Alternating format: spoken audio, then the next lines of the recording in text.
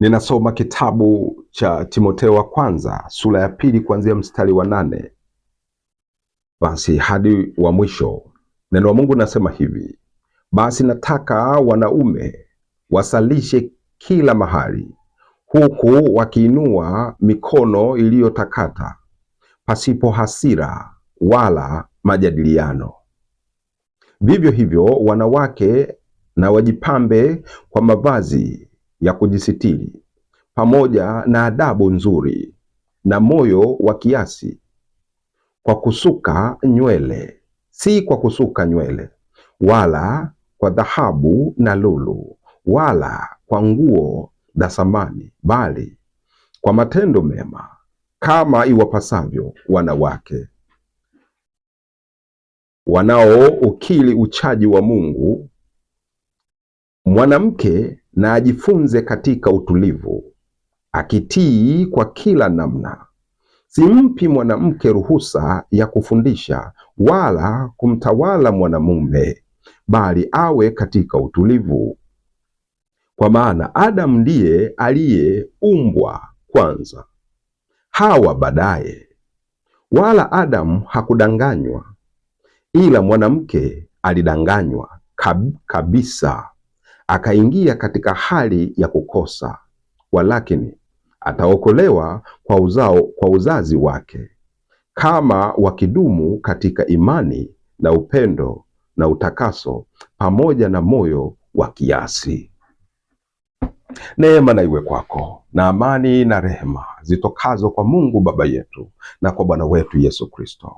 Bado ninataka kuwafundisha ndugu zangu wa Kristo, wanafunzi wa Yesu Kristo, wanaompenda Mungu, wanaomtii Bwana wetu Yesu Kristo, wenye nia ya kuingia mbinguni, wenye nia ya kuurithi uzima wa milele. Watu wanaochukia kuwa waasi na wasaliti na wapinga Kristo. Leo nimechukua nafasi hii kuwafundisha kwa habari ya neno hili, ili mama zetu na dada zetu wajue ni hatari kiasi gani kwenda kinyume na maandiko matakatifu, kwenda kinyume na Roho Mtakatifu.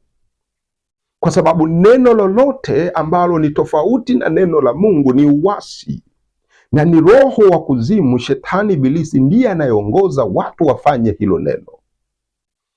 Ni lazima Mkristo ajichunguze kwa neno lolote analolisema au analolifanya, kama linapatana na Bwana wetu Yesu Kristo, linapatana na maandiko matakatifu au la. Lazima ajue.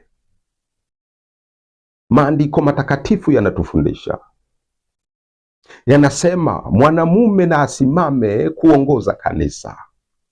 Injili inasema mwanamume na asimame kuongoza kanisa. Mwanamke na awe mtulivu ndani ya kanisa, ajifunze ndani ya kanisa, ajifunze kutenda mema.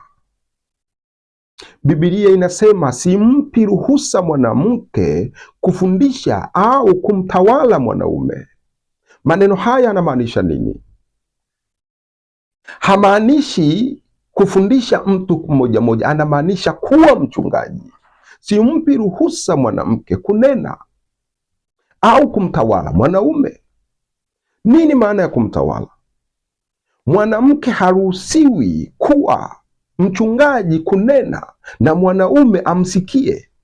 Yaani mwanamke kuongoza kanisa la Kristo ni hatari, na huo sio utaratibu wa Bwana wetu Yesu Kristo, sio Roho Mtakatifu anayemwongoza, bali mwanamume amepewa kumtawala mwanamke. Yaani mwanamume ndio aliyeruhusiwa kunena, kufundisha, kuongoza kanisa kama mchungaji ndani ya kanisa. Watu wangeelewa maandiko haya. Mwanamke hajaruhusiwa kumtawala mwanamume, ila mwanamume ameruhusiwa kumtawala mwanamke. Yaani yeye ndiye mchungaji na sio mwanamke. Ndugu yangu, usifanye moyo wako kuwa mgumu, usijipofushe macho mwenyewe. Unaelewa Injili inavyosema unaelewa maonyo ya Bwana wetu Yesu Kristo, unaelewa maonyo ya Roho Mtakatifu, lakini unajipofusha macho na unajitia giza akili zako mwenyewe kana kwamba huelewi. Unataka kuwa mchungaji mwanamke. Ni hatari. Biblia inasema Adamu hakudanganywa. Haujifunzi hili? Adamu hakudanganywa. Shetani hakumwingilia Adamu, bali shetani alimdanganya Hawa mwanamke. Biblia inasema hapa Hawa ndiye aliyedanganywa na kupotea na kuanguka na dhambi kaingia ulimwenguni. Hawa mwanamke ndiye aliyedanganywa. Kwa nini mwanamke alidanganywa? Kwa nini shetani hakwenda kwa Adamu kumdanganya? Kwa sababu Adamu ni kichwa, ana masikio, amesikia neno la Mungu, analijua neno la Mungu. Adamu ni taa, ana macho, anaona, anaijua njia. Adamu ana kinywa, yeye ndio wa kunena. Sasa shetani anatafuta mnenaji duniani kinyume na Yesu Kristo, kwa sababu Yesu Kristo, neno la Yesu Kristo ameliweka kwa kichwa. Neno la Yesu Kristo, neno la Mungu, Mungu ameliweka kwa kichwa, yaani mwanaume mwenye masikio, mwenye macho, mwenye pua, mwenye kinywa cha kunena. Mungu ameliweka neno lake kwa kichwa Adamu. Sasa mpinga Kristo anatafuta mahali pa kuweka neno lake, anaenda kutafuta mwili usio na masikio, usio na macho, usio na kinywa, ili yeye awe kichwa, ndio atakayenena. Narudia neno hili. Mungu neno lake ameliweka kwa kichwa chenye sikio, chenye macho, chenye kinywa. Shetani ni mpinga Kristo na yeye anatafuta, hawezi kwenda kwa kichwa kwa sababu kichwa tayari kina neno la Mungu. Sasa anaenda kwa mwili. Mwili hauna macho, hauoni kipofu. Mwili hauna masikio, mwili hauna pua, mwili hauna kinywa. Sasa anatafuta huo mwili ili yeye awe kichwa, ndio atakayenena. Akamtafuta Hawa mama yetu, akadanganywa, dhambi kaingia ulimwenguni. Watu wanatakiwa kujua siri hii. Ndio maana anasema mwanamke hana ruhusa ya kumtawala mwanaume, kwa sababu mwanaume ndiyo mtawala, kwa sababu ndiyo mwenye macho, ndiyo mwenye masikio, ndiyo mwenye pua, ndiyo mwenye kinywa, ndiyo mwenye uhai kwa ajili ya mwili. Kwa sababu kama mwili unapata afya, yote inatoka kwa kichwa. Pumzi, mwili inapata pumzi kutoka kwa kichwa, pua. Mwili unatembea safi, unafuata njia kwa sababu macho yako kwa kichwa. Ndugu yangu, neno liko moja hili linasema, ni nani anaweza kumfanya Kushi kuwa mweupe? Mungu anauliza, ni nani anayeweza kumfanya Kushi, wana wa Kushi au Kushi na watoto wake na uzao wake kuwa weupe? Kushi hapa ni Mwafrika, kwa sababu Kushi ni Ethiopia.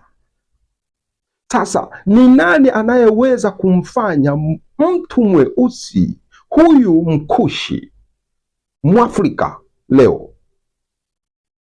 Ni mimi na wewe. Nani anayeweza kumfanya akawa mweupe? Mungu anasema nimemuumba Kushi kuwa mweusi. Kwa rangi hiyo, ni nani anayeweza kulibadili hilo agano akamfanya Kushi kuwa mweupe? Hilo ni agano la milele limesimama. Mwana wa Kushi ni mweusi, Kushi ni mweusi na watoto ni weusi. Hakuna kitakachoweza kubadilika. Tena anasema ni nani anaweza kubadilisha rangi ya chui na madoadoa yake yakabadilika, labda akawa mweupe kabisa, asiwe na madoadoa hayo aliyonayo? Nani anaweza kufanya hivi? Hilo ni agano la milele, Mungu anasema. Tena anaapa, Mungu anasema, kama mtu akiweza kumbadilisha Kushi kuwa mweupe, basi agano langu linaweza kubadilika.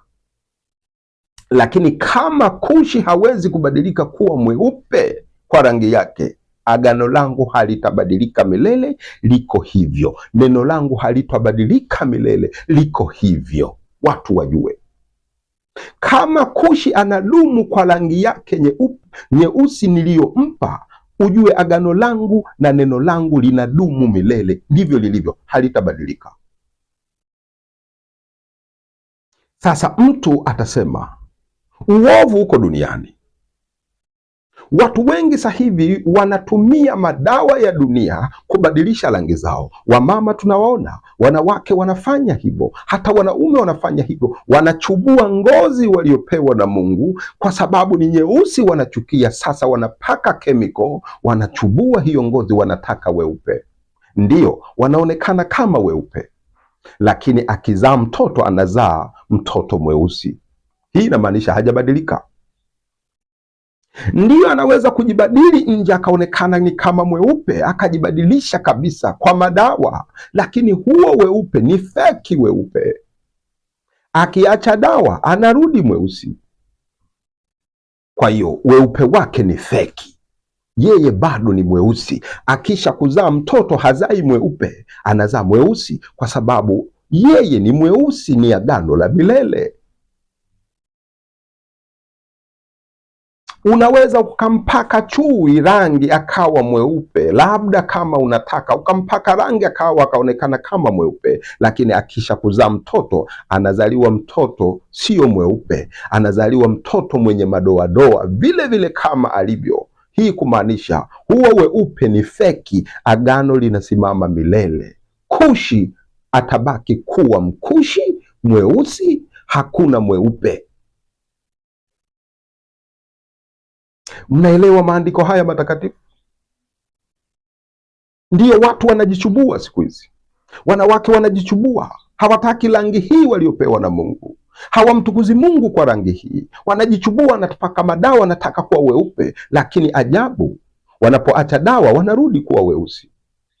Wanapozaa watoto hawazai weupe, wanazaa weusi. Agano hilo halibadiliki.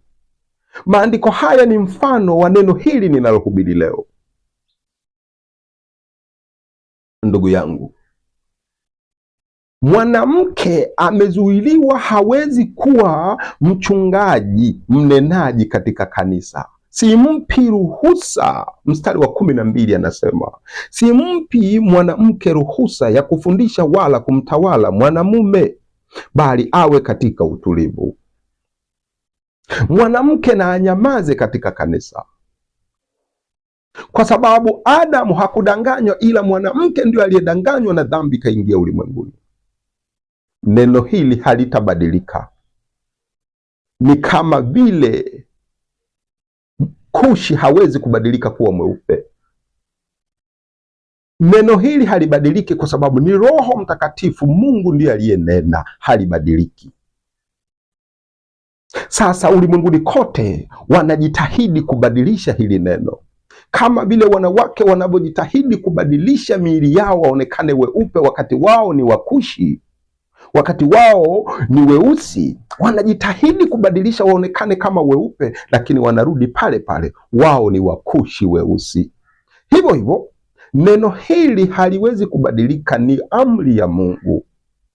Wanawake wanajitahidi kubadilisha, kupindua neno la Mungu, wanafanya uasi na usaliti, wanampinga Kristo, wanataka wanawake ndio wawe wachungaji, na sasa wanajiweka kuwa wachungaji. Wanaongoza makanisa yao ni makubwa, yamenona. Wanawake wamesimama, wanaongoza makanisa, wanaongoza kundi kubwa la watu, maelfu na maelfu watu wanasali pamoja nao, na wanawake ndio viongozi, wanajiita wachungaji bila aibu, wanajiita mchungaji. Mchungaji mwanamke, mwanamke ni mchungaji. Unachunga kondoo wa nani? Wanawake wengi wamekuwa wachungaji, na ukiwatazama makanisa yao yamenona, yamependeza, yana nguvu, yana uchumi, huwezi kuona tofauti. Unaweza kusema safi, yako safi, mbona wanafanya vizuri, mbona wananena neno la Mungu. Nikuambie, Kushi hatabadilika kuwa mweusi. kuwa mweupe, yeye ni mweusi. Hii inamaanisha mwanaume ndiyo kichwa cha kuongoza kanisa, sio mwanamke. Hili neno halitabadilika. Kwa hiyo ingawa unamwona mwanamke anaongoza kanisa, ujue hilo kanisa ni feki, limepakwa tu uwanja kuonekana ni jeupe, lakini asili yake ndani ya hilo kanisa ni giza tupu. Kwa sababu huyo mwanamke anaongoza kwa kichwa gani? Yeye ni mwili pasipo kichwa. Kichwa kinachonena ni nani hapo? Yeye ni kipofu, hana macho, macho yako kwa kichwa. Yeye ananena, huyo mwanamke ananena kwa kinywa cha nani? Anaona kwa macho ya nani? Anasikia neno kwa masikio ya nani huyo? Kwa sababu mwili kuanzia shingoni kushuka hauna masikio. Yeye ananena, anasema, Mungu anasema. Alisikia kwa mafundisho, kwa masikio ya nani? Hilo kanisa ni feki. Ni kama wanawake wanaojichubua ngozi waonekane weupe, hali wao ni weusi, wana wa Kushi. Huyo mchungaji ni feki. Ingawa anaonekana ni mchungaji, amepamba, naongea na nena, ni sawa na mwanamke anayojichubua mwili aonekane mweupe, yeye ni Mkushi mweusi. Neno hili halitabadilika. Hii inamaanisha mwili usio na kichwa unaongoza kanisa. Hii inamaanisha Ibilisi, shetani, ndiyo kichwa cha huo mwili. Sasa shetani anahubiri injili kwenye makanisa, na hayo makanisa siyo kanisa la Yesu Kristo tena, bali ni makanisa ya mashetani kama Biblia inavyosema. Ni makanisa ya mashetani na mafundisho ya mashetani, roho wa kuzimu. Mwanamke, ulitumwa na nani kuwa mchungaji? Mwanamke, kichwa umekipata wapi cha kunena? Mwanamke, masikio yako wapi katika mwili hadi wewe useme Yesu Kristo amesema? Ulisikia kwa masikio ya nani? Watu hawafikirii hilo. Watu wanafikiria wao wako sahihi sana, lakini Mungu anasema Adamu hakudanganywa, ila Eva ndiye aliyedanganywa na kuanguka, na kanisa likaanguka. Neno alilonena Hawa halikutoka kwa Mungu, halikutoka kwa Adamu. Neno alilonena Hawa lilitoka kwa joka, kichwa kilichomuongoza Hawa. Adamu aliruhusu, akasikiliza sauti ya mwanamke, sauti ya mkewe Hawa, akasema mke wangu amenena neno zuri tu. Akala hilo tunda, akaliona lile neno lilonenwa na huyo mkewe Hawa ni neno jema. Asikumbuke kuwa Mungu hakunena na Hawa, Mungu alinena na yeye. Neno la Mungu liko kwake, na anajua kwamba Mungu amesema tunda la ujuzi wa mema na mabaya usile. Yeye kwa kufuata, kwa kumheshimu mwanamke, kwa kumheshimu mkewe, kwa kumpenda mkewe, akaruhusu hata mkewe anene kwake, asijue dhambi, laana, mauti inaingia sasa, kwa kuwa Hawa siyo kichwa. Anayenena sasa juu ya Hawa ni joka. Ndiyo maana alipowauliza Adamu akasema ni huyu mwanamke. Mungu alipomuuliza Hawa akasema ni nyoka. Na nyoka hakuulizwa ni nani aliyekufanyia, kwa sababu nyoka ndiyo kichwa cha uasi. Nyoka ndiyo kichwa cha usaliti na uasi na upinga Kristo. Nyoka anatafuta mwili ili yeye auongoze, awe kama kichwa. Nyoka anatafuta mwili usio na kichwa ili akae juu yake, yeye awe kichwa, ndiyo mnenaji. Akampata Hawa. Hawa ndiyo mwanamke leo. Nyoka ni kichwa cha uasi, kichwa chenye dhambi, laana na mauti. Kinatafuta mwili usio na kichwa ili akae hapo, auongoze huo mwili. Mwanamke ndiye aliyedanganywa. Leo wanawake wanaongoza makanisa. Kanisa hilo ni la nani wewe? Ni Roho Mtakatifu yupi anayekuongoza wewe? Geuka. Geuka ikiwa kweli unashuhudia unampenda Yesu Kristo. Tukuone katika matendo kwamba unampenda Yesu Kristo. Acha kuwa mnenaji, acha, badilika, ondoka katika hilo kanisa, uwe mwanamke mtakatifu kama Bikira Mariamu mama yetu alivyokuwa. Usiwe mchungaji, tusikopeshe macho. Acha kuwa mchungaji. Ni shetani anayekuongoza. Roho Mtakatifu hawezi kukaa ndani kwako, kwa sababu amesema mwanamke na anyamaze, kwa sababu Hawa ndiye aliyedanganywa. Mwili usio na macho ndio uliodanganywa. Mwili usio na kinywa ndio uliodanganywa. Mwili usio na masikio ndio uliodanganywa. Acha uchungaji, mkabidhi mwanaume anene. Kama unataka kuwa wewe ni mkuu, utakuwa mkuu, kwa sababu hilo kanisa ndio umeanzisha. Utakuwa ndani ya kanisa. Mpe mwanaume aongoze, awe mdogo, awe mkubwa, awe mzee. Mpe mwanaume aongoze, kwa sababu huyo ndio kichwa. Mwanamke, geuka. Mama zetu mnapotea. Yaani mmekubali kabisa kuingia mbinguni, kuingia katika moto wa milele. Mnaona kabisa ni ajabu hii. Hata kama ukipata dunia nzima na fedha na mali zote, kuna faida gani wewe? Watu wanapotea, wanawake wanapoteza, wanaibisha kanisa la Yesu Kristo. Leo hii unamkuta mwanamke anajiita yeye ni Mungu, yeye ni mfalme, anaongoza kanisa na watu wanachekelea, wanapiga makofi. Kuzimu kuna tawala makanisa.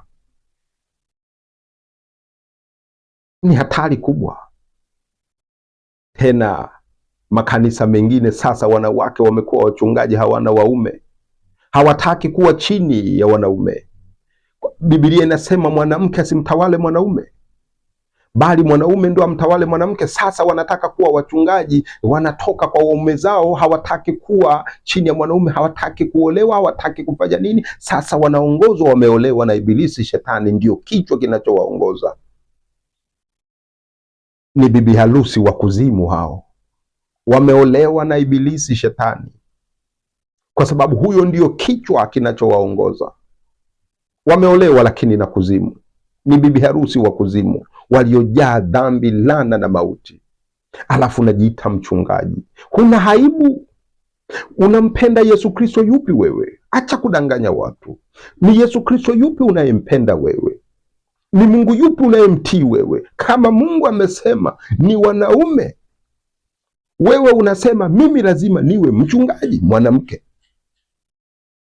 Mama yetu Bikira Mariamu hakuwa mnenaji, hakuwa mchungaji. Yeye ndiye aliyestahili kama ingestahili. Leo wewe unajua zaidi kuliko Bikira Mariamu mama yetu. Leo wewe una siri zote za mbinguni kuliko Roho Mtakatifu aliyesema mwanamke na awe msikilizaji wa kujifunza, asiongoze kanisa. Alafu unasema unampenda Yesu Kristo. Acha unafiki ndugu yangu, huo ndio unafiki na huo ndio uasi. Yuda alifanya hivyo hivyo, amemwasi Yesu Kristo, lakini anaenda kumkumbatia kwa kumbusu. Wewe leo umemwasi Yesu Kristo, umepindua Injili, unaibisha kanisa, alafu unasema nampenda Yesu, nimeokoka. Unajidanganya mwenyewe, kwa sababu maandiko matakatifu ndiyo kioo cha kukujua wewe ni nani. Neema na iwe kwako. Badilika ndugu yangu. Na ninyi mnaosali kwenye makanisa hayo, kuweni makini sana, maana mnapelekwa wapi? Hawa alidanganywa na uzao wake wote tumekuwa chini ya dhambi, laana na mauti. Kwa Hawa dhambi iliingia kwa uzao wake wote. Leo mwanamke anaongoza kanisa na wewe ndio unasali kwenye makanisa hayo ya wanawake. Huo ndio uzao wake. Mnakwenda anakoenda yeye, kwa sababu kichwa kinachomongoza ni Shetani, lile joka. Mnakwenda kwenye makao makuu ya huyo bwana wake. shetani, joka, ibilisi. Neema na iwe kwako, na amani na rehema zitokazo kwa Bwana Mungu wetu na kwa Bwana wetu Yesu Kristo. Amen.